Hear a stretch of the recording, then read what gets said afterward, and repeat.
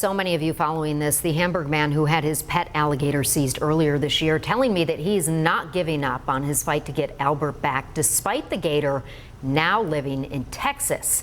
Now, we first told you last night on 7 News at 6 about Albert's most recent move. The state DEC who took the gator from the owner, Tony Cavallero, in March, revealing they first sent the animal to a vet in Massachusetts. After Albert's health improved, the DEC says it arranged for care at a rehab facility in Texas called Gator Country. So today, I visited Tony at his Hamburg home where Albert lived for decades, and I spoke with Tony and his lawyer about this recent move and what's next. And we also heard from the owner of Gator Country in Texas. We're trying to get him back, but I'm really worried about his health. Tony Cavallero tells me his house feels empty without Albert, his pet for nearly 34 years.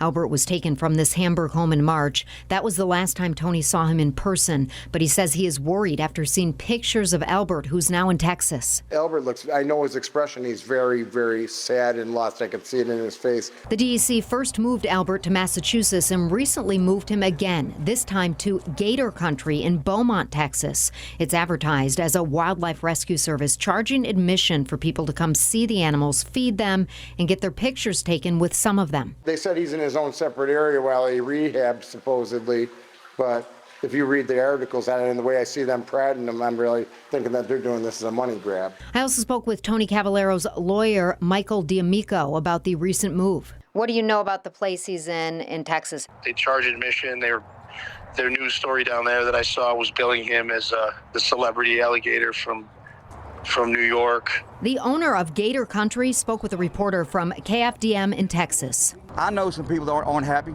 that he had to leave, but if you look at the animal, you get it. All you have to do is look at Albert and know he really wasn't kept in the best conditions. But Tony maintains he did take good care of the gator, even adding this room to his home nearly 20 years ago just for Albert. I fed him chicken, raw chicken. I fed him deer meat raw. I fed him beef raw. I cooked pork chops for him. He'd take it out of my hand real gentle. So they're telling me I didn't feed him properly.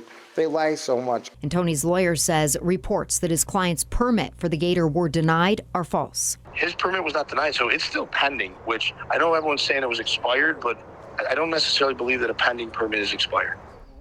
So there is a possibility that Albert could be coming back here. That's our hope. Well, we have been following Tony and Albert's story for months now. We do have a full timeline with more information and all of our reports at WKBW.com.